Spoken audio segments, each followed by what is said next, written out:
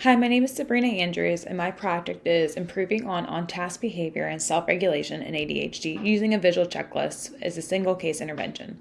So why is this important? So basically, my study is important because many kids with ADHD often struggle with focusing on independent work without adult prompting and basically adult organization helping them get through assignments. And sometimes a visual checklist can boost on task behavior, reducing problems with executive functioning and supporting their needs to get work done. So my research question was, will visual checklists increase on-task behavior during an independent writing for CJ in a home setting?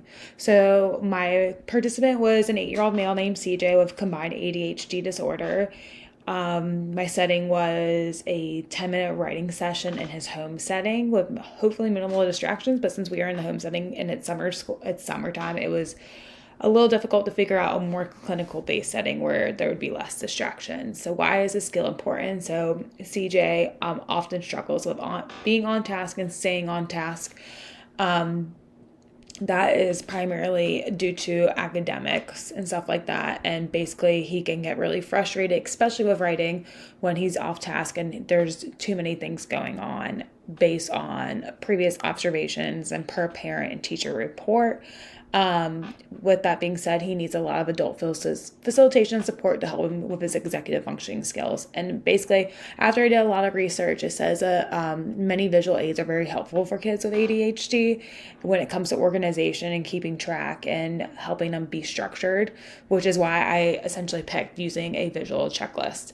So my method, I did a withdrawal design case study. So I did an ABAB study. My dependent variable was his on-task behavior, which was defined as pencil in hand, seated, attending to writing and reviewing work as evidenced by reading. And my independent variable was a visual checklist with 5 clear steps of what he needed to do. And they were clear and concise and short and age appropriate language, no technical jargon for an 8-year-old.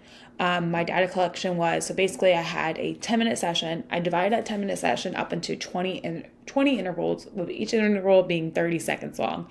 And I used momentary time sampling. So at the end of every 30 seconds, I would check to see if CJ was on task or off task.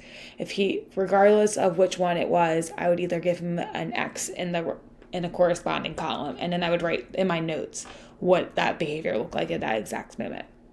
So, and then how I displayed my data was I would do percentage correct. So I did X amount of intervals of on task divided by the total task. So if he was 12 intervals on task, I did 12 divided by 20 times it by 100, and I got the percentage of on task behavior. With that being said, so this is what my procedure looked like, and then I'll touch base on my findings. So in my procedure, in my baseline, so I did no checklist, nothing at all, CJ in his writing, and I just observed. So what I did right here was, this is what CJ did without the intervention in his baseline. Then I introduced, and just for that to say, like, there was no prompting, no feedback from me. I was just the observer, and that's what happened. So that was his baseline of doing the writing activity. I would introduce the writing activity beforehand.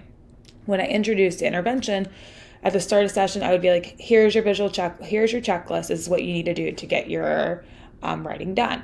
And if you notice, there was an increase. And I would remove that checklist. We did 3 more sessions without the checklist, and we went back down. And then I reintroduced the checklist again in the final phase, and we went back up. So basically, with that being said, so my results basically said what happened. So what did I observe? So during the initial phase, the baseline, I told CJ, hey, you got writing to do. This is what I need you to do in 10 minutes. I'll let you know when you're done. And he was very off task, 20 to 25% on task. He was out of his seat, looking around, biting on his pencil, flipping his pencil, all the different things you could think of. When I introduced the checklist, I said, this is your checklist. This is what you have to do to get writing done. Here you go. And then I did not provide any feedback or prompting at all. I just sat back and observed. You can see there was an initial increase. For the third phase of the intervention, I took away the checklist, and it was just CJ in the writing assignment. So basically, he went back down. He was still a little off task. Not as much as before, but he was still a little off task, about 30 to 35 to 40%.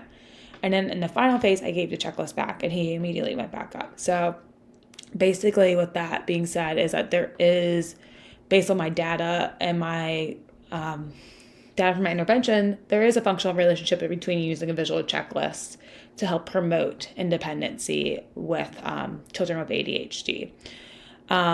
So basically with my findings, this is really important because parents can use visual checklists for any kind of activity at home, or teachers could use it in the classroom. If we're seeking engagement for independent work, like this might be a very valuable tool for in the classroom, or like I said, or even at home. Limitations with this is that it was only one kid. I only got to see what CJ could do with it. I wish I had like a bunch of the different children with ADHD to see if that would work.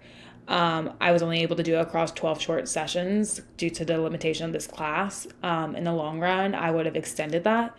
And it was only conducted in the home session. So I would be really interested to see if it would be effective in the educational setting. And I was not able to design a maintenance or generalization phase beyond just doing the reintroduction. So basically in the future, I would, at the start of planning, make sure there's a generalization and maintenance phase already pre-planned.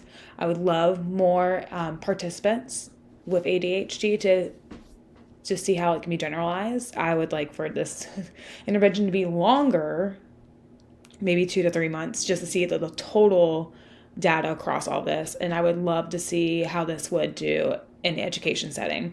And based on all of that, I would take feedback from parent, teachers, and even the child, if able, about what they think works, what they think doesn't work. And I would also love to see how a visual checklist could be used across different activities, like brushing teeth, cleaning up your room, a science experiment, a math experiment, classroom routines, all the different things to see how that would help with CJ's on-task behavior. But yeah, that's my project. Thank you so much for listening.